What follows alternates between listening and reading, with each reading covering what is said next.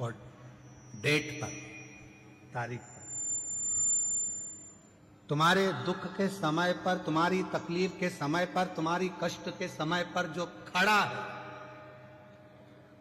समझ लेना कि वही तुम्हारे लिए हितैषी है और वही शिव है। वही हितैषी है, वही शिव। परिवार बहुत बड़ा है, रिश्तेदार बहुत सारे हैं, पूरा कुटुंब भरा पड़ा है, पूरा घर भरा पड़ा हुआ है, पूरे नातेदार रिश्तेदार कुटुंबी परिवार, नाते रिश्ते कुटुंब परिवार ढेर भरा पड़ा हुआ है, सारा घर बड़ा पड़ा हुआ है। पर दुख की घड़ी में, दुख के समय पर, तकलीफ की घड़ी में कोई बहुत बड़ा कष्ट आकर खड़ा हो गया और बहुत बड़ी तकलीफ आकर खड़ी हो गई, और उस दुख की घड़ी में अगर दरवाजे पर कोई अपना आकर खड़ा हो जाए तो समझ लेना कि सारे रिश्तेदारों में सबसे श्रेष्ठ रिश्तेदार वही है जो दुख की घड़ी में हमारे गेट पर खड़ा है, जो हमारे गेट पर खड़ा। आ जाइए।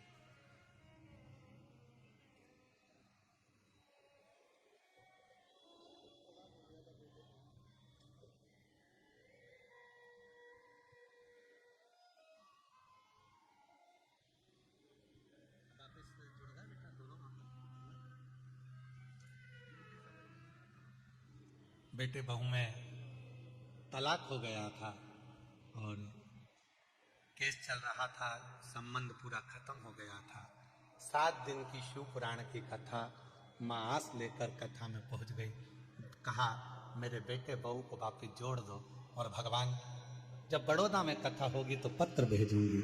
और शिव की कृपा से आज दोनों का संबंध जुड़ गया, वापिस एक हो गए। एक बार जोरदार ताली बजाकर शादी।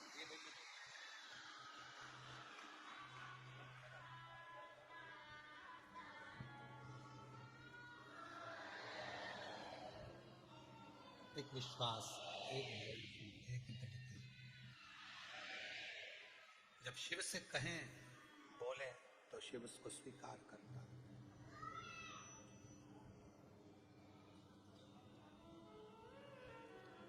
गेट, बेड और डेथ, 3 है। दुख के समय पर कोई तुम्हारे दरवाजे पर खड़ा है तो समझ लेना वही तुम्हारा सबसे ज्यादा श्रेष्ठ हितैषी है, वो पूरा विश्वास के साथ खड़ा है। कई लोग परिवार के भी ऐसे होते हैं, रिश्तेदार नातेदार ऐसे होते हैं, कुटुंबी परिवार वाले ऐसे होते हैं कि जैसे ही कोई दुख का समय आता है, तकलीफ की घड़ी आती है, किसी के यहाँ मालूम पड़े कोई ईडी का, इनकम का कोई फालतू की बात, कोई केस, कोई थाना, कोई कचहरी, कोई चीज हो जाती है तो लोग उसके दरवाजे पर जाते ही पहुंचते। तुम्हारे दुख के समय पर अगर कोई गेट पर खड़ा है, तुम्हारे साथ खड़ा है, समझ लेना कि वही शिव है, वही श्रेष्ठ है।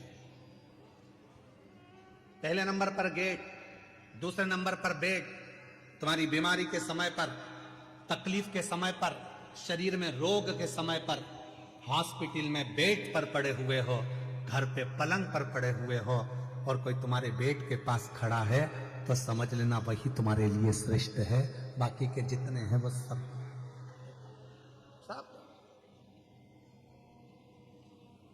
श्रेष्ठ वही है। कौन कौन है परिवार में? तो कहा मेरे 4 मामा जी हैं, 3 मौसी जी हैं, मेरा 4 बेटे हैं, 4 बहुएं हैं, मेरी लड़की दामाद 3 है, 3 मेरी बेटी हैं, 3 दामाद हैं, दामाद के बच्चे हैं, मेरा देवर है, देवरानी है, जेठ है, जेठानी है, और मालूम पड़ा शरीर में कष्ट आ गया, रोग आ गया, हॉस्पिटल में पड़े हो, और हॉस्पिटल में पड़े हो और मालूम पड़ा एक दिन भी अगर परिवार वाले तुम्हारे बेड के पास आकर खड़े नहीं हुए, तुम्हारे दरवाजे पर आकर खड़े नहीं हुए, तो वो रिश्तेदार किस काम के? और कोई दूसरा हॉस्पिटल में बीमार व्यक्ति अपने मरीज को देख रहा था और साथ में तुम्हारी भी देखभाल कर रहा है, तो उससे बड़ा दुनिया में कोई नहीं हो सकता। वो बेड के पास खड़े होकर तुमको,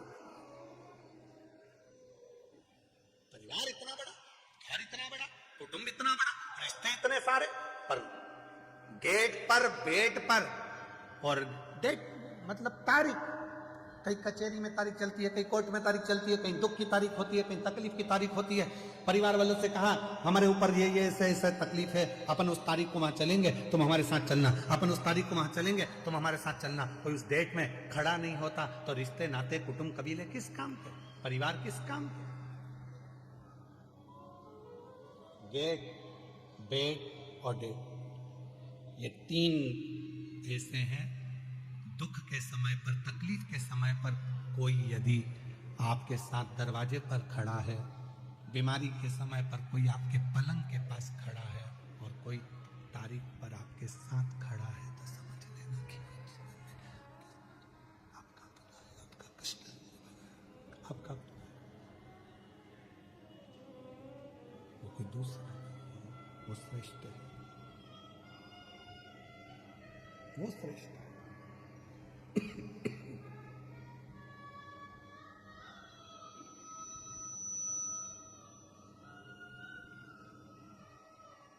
बस देवराज नाम का ब्राह्मण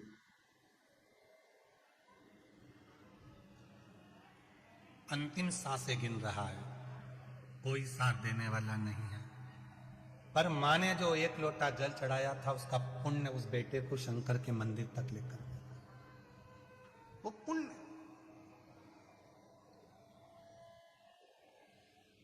बड़ौदा के इस पंडाल में जितने शिव भक्त बैठकर कथा को सुन रहे हैं, आपको शिव महापुराण की कथा में लेकर कौन आया?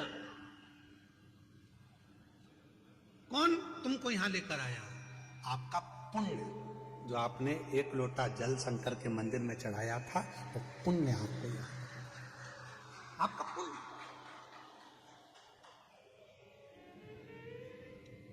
कई लोग पत्रिका दिखाने जाते हैं, कहते हैं महाराज जी बताओ इसमें राजयोग कितना है, राजयोग कितना है, बताओ हमारा भाग्य कैसा होगा, हमारा भविष्य कैसा होगा। ढेरों लोग ज्योतिष आचार्य जी के पास में जाते हैं और पूछते हैं कि हमारा भविष्य कैसा होगा, हमारा राजयोग कैसा होगा। हमारा निवेदन है, आज तक कोई ऐसा हाथ दिखाने वाला नहीं मिला, कोई आज तक ऐसी पत्रिका दिखाने वाला नहीं मिला जिसने किसी ज्योतिष आचार्य से जाकर पूछा हो कि बताओ कि राजयोग नहीं, ये बताओ कि मेरे राम का दर्शन कब होगा, मेरे शिव का दर्शन कब होगा, मेरे कृष्ण का दर्शन। क्या मेरे भाग्य में राम योग लिखा है? राजयोग नहीं। मेरे हाथ की रेखा में क्या राम का दर्शन लिखा है? मेरे हाथ की रेखा में क्या भगवान का दर्शन लिखा है? मेरे पत्रिका में, जन्म पत्रिका में क्या शिव का भक्ति लिखी है? क्या मेरी जन्म पत्रिका में भगवान शंकर की भजन लिखा है? क्या मेरी जन्म पत्रिका में क्या शिव की भक्ति लिखी है?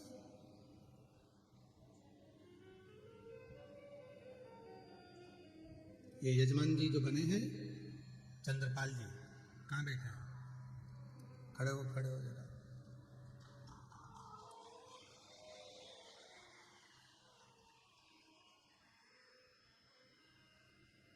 जब महेश बंसल जी, ये महेश बंसल जी हैं, महेश बंसल जी ने जब हमको कल कहा कि गुरुजी मुख्य यजमान ये चंद्रपाल जी हैं, महेश बंसल जी आप कल बोले कि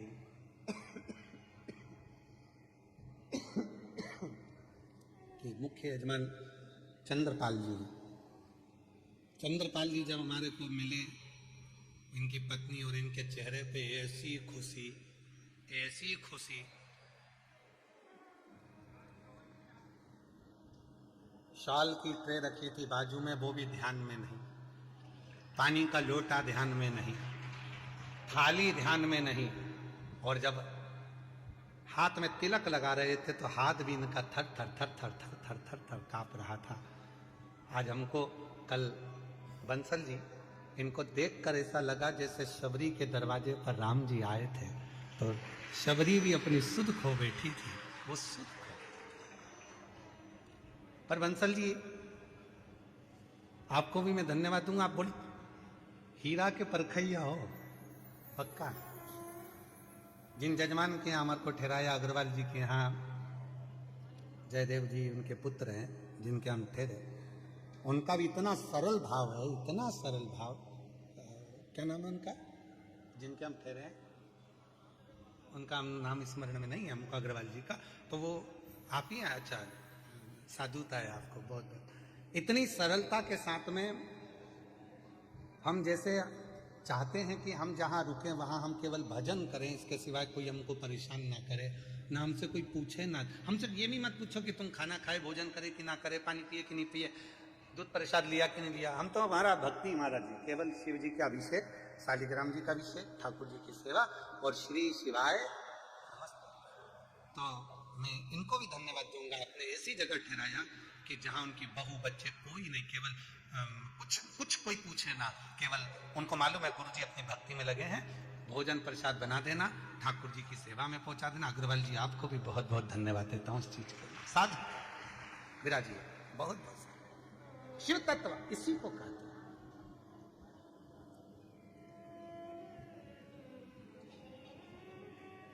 इसी को अविरल भक्ति कहते हैं। हाथ दिखाने वाले बहुत मिलेंगे और कहेंगे राजयोग बताओ, पर ऐसा कोई आज तक ज्योतिष आचार्य के पास में जाकर, कोई विद्वान पंडित जी के पास जाकर नहीं पूछा कि मेरे हाथ में राजयोग मत बताओ, मेरे हाथ में बता दो राम योग, शिव योग, मेरे हाथ में बता दो कृष्ण योग कब है, मुझे कब मेरे बड़ौदा में मेरे शंकर की कथा सुनने को मिलेगी, कब मेरा शंकर आएगा, कब मेरा भाग्य खुल जाएगा, कब मेरी किस्मत। और शबरी तुम्हारे पास में कौन कैसा विद्वान ज्योतिष आचार्य मिला मुझे हमें नहीं मालूम, पर माँ शबरी अम्बा के पास में, शबरी माता के पास में मातंग ऋषि थे। मातंग ऋषि से शबरी अम्बा ने पूछा मेरे भाग्य में बता दो राम का दर्शन कब होगा, राम का दर्शन।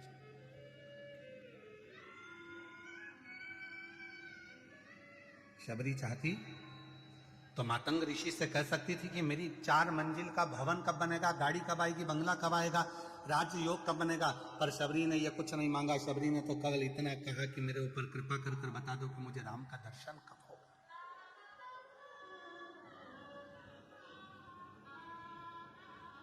कब?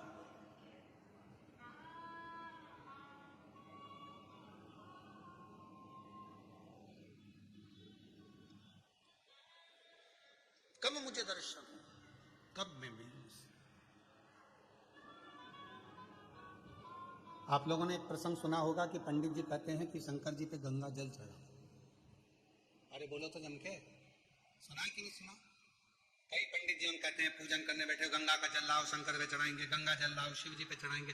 कभी आपके मन में आया कि पंडित जी ने कहा कि गंगा का जल शिव जी को चढ़ाना है, गंगा का जल शंकर भगवान को चढ़ाना है? कभी विचार करा कि आपने पंडित जी से कहा पंडित जी आप कह रहे हो कि गंगा का जल शिव जी को चढ़ाना है, पर गंगा तो शंकर भगवान के मस्तक पर बैठी हुई है, तो उनका जल उन्हीं को चढ़ाएंगे, यह कहाँ की रीति है? आप बोलो कि साधारण जल लिया, कुएं का जल लिया, बावड़ी का जल लिया, जाओ ये जल लेकर आओ शंकर भगवान को, पर आप कह रहे हो गंगा का जल चढ़ाएंगे।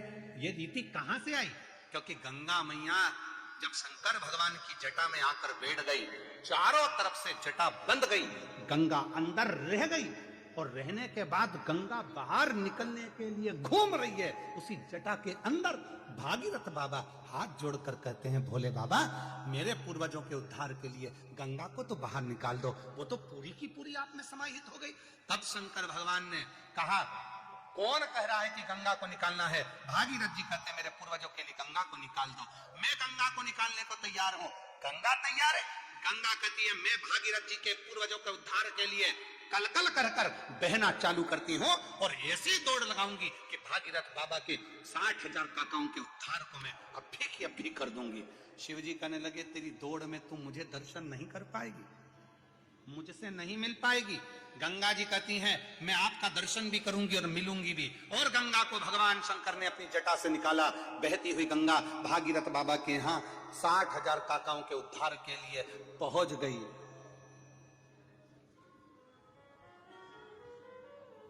गंगा सागर में पहुंच गए। अब गंगा को शिव नहीं मिल रहा, गंगा को शंकर का दर्शन नहीं हो रहा, गंगा शिव को देख नहीं पा रही है, गंगा शंकर के करीब नहीं रह पा रही है, गंगा शंकर भगवान का मुख नहीं देख पा रही है। नैनों से नीर बह रहा था। भगवान नारायण का दर्शन गंगा जी को हुआ। नारायण ने पूछा क्यों गंगा कैसी हो? गंगा जी कहती हूं तो अच्छी, पर जिन शिव की जटा से निकली हूं उनके पास जाने के लिए वापिस तरस रही हूं, मिल नहीं पा रही हूं। कोई ऐसा साधन बता दो कि मुझे शंकर का दर्शन हो जाए। गंगा, मैंने तो सुना है शंकर भगवान जिसको अपना बना लेते हैं उसको दूर नहीं करते हैं, तो शिवजी ने तुझे दूर कैसे कर दिया? गंगा जी कहती है शंकर भगवान ने दूर नहीं करा, मैं मेरी अहंकार से शिव से दूर हो गई। शिवजी ने कहा था मत जा गंगा, मैं तुझे अपनी जटा में हमेशा रखने को तैयार हूं, तू इस जटा में विराजमान रहे। पर गंगा, मैंने शंकर भगवान से कहा तुम मुझे छोड़ो, मैं भागीरथ बाबा के 60,000 काकाओं का उद्धार करूंगी और तुम्हारा दर्शन करने आ जाऊंगी। पर ऐसी बह रही हूं, निरंतर ऐसी बह रही हूं कि शिव का दर्शन मुझे वापस मिलता ही नहीं है। आप कुछ कृपा करो। भगवान नारायण ने शंकर जी से प्रार्थना करी, आप कुछ करिए। शंकर जी ने पार्वती से कहा, पार्वती गंगा का जल लेकर ही मुझ पर चढ़ा। पार्वती जी ने पूछा, जो गंगा तुम्हारी जटा पर बैठी है उसी का जल तुम्हें चढ़ाऊं तो इसका मतलब क्या है? शंकर भगवान कहते हैं कि वो गंगा मेरे दर्शन करने के लिए तरस रही है, अगर तू गंगा का जल मुझ पर चढ़ाएगी, वो गंगा मेरा दीदार कर पाएगी तो मैं तुझे वर प्रदान कर दूंगा। वर दे। उस दिन से ब्राह्मणों ने, ज्योतिषों ने, विद्वानों ने नियम बनाया। लोग कहते हैं शंकर जी को गंगा जल से स्नान कराओ, गंगा जल चढ़ाओ। क्यों? तो कहा गंगा जल से शिव जी क्यों प्रसन्न होते हैं? उसका प्रसन्न होने का कारण यह है कि शंकर जी प्रसन्न होते कि नहीं होते, पर गंगा शिव पर चढ़ती है, दर्शन करती है, तो गंगा वर देती है कि तूने मुझे शंकर से मिला दिया, जा मैं तेरे ऊपर कृपा करती हूँ, तेरी भंडार भरती हूँ, तुझ पर दया करती हूँ।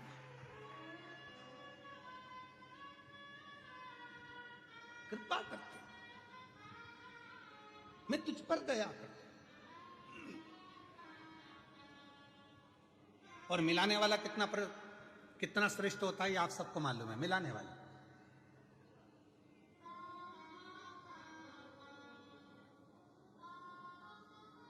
आप में से कई माताएं मेरी इतनी खुश हो रही होंगी, इतने साल के बाद गुरुजी गुजरात में बड़ौदा में आए, अरे बाबा बड़ी कृपा कर दी। हम तरस रहे थे, हम दर्शन के लिए, कथा के लिए हम नहीं जा सकते, बाहर कथा सुनने के लिए हम दूर नहीं जा सकते, कथा श्रवण करने के लिए, पर हमारे बड़ोदरा में बाबा भोलेनाथ ने करुणा कर दी। अग्रवाल जी को साधुवाद, अग्रवाल के पूरे ग्रुप को साधुवाद, अग्रवाल आकोटा गार्डन जो ग्रुप है उसको साधुवाद कि जिन्होंने इस पवित्र कथा को करवा लिया। तो ये भीतर की आनंदता, ये भीतर का सुख साधुता देता।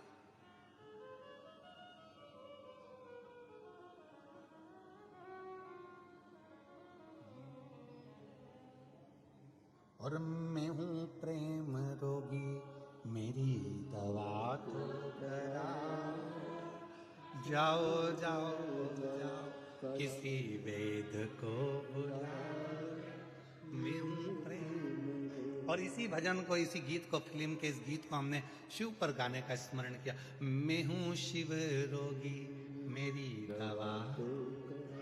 रुको रुको रुको रुको, पहले पत्र पढ़ते हैं, फिर इस प्रसंग पे बात करें। उसमें भी यही बात लिखी है, हमारी अम्मा को रोग लग गया।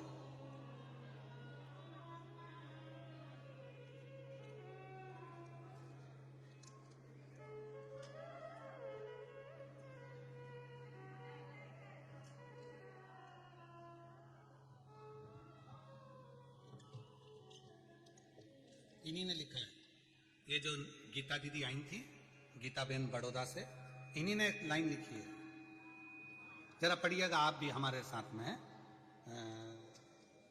सब पढ़ना, जितने आस्था चैनल पर बेबी और जो एलईडी के सामने देख रहे हैं वो भी पढ़ना। इस लाइन को दिखाइए थोड़ा बड़ा करके, थोड़ा बड़ा कर कर दिखाना।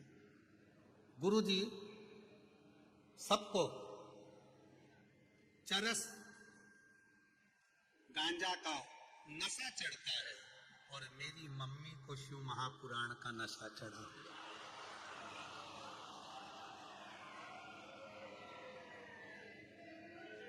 फिर से पढ़ लो, फिर से पढ़ो जरा, इसको क्लोज करके जरा दिखाइए। गुरु जी सबको चरस गांजा का नशा चढ़ता है और मेरी मम्मी को शिव महापुराण कथा का नशा चढ़ गया।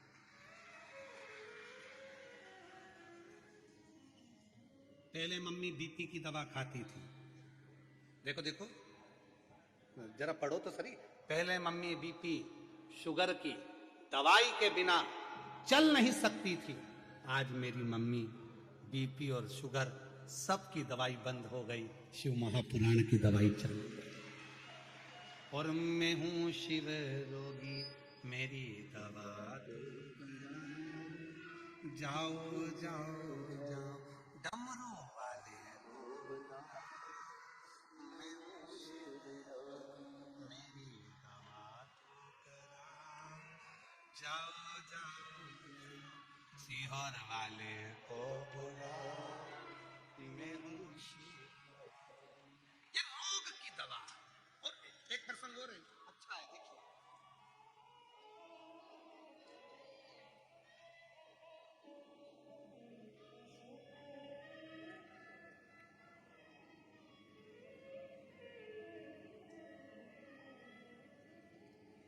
गुरुजी मेरा प्रणाम, मेरा नाम शारदा पटेल है, मैं बड़ौदा से आई हूँ। शारदा पटेल कहीं बैठी हो तो हाथ हिला सकती हैं, बड़ौदा से हैं।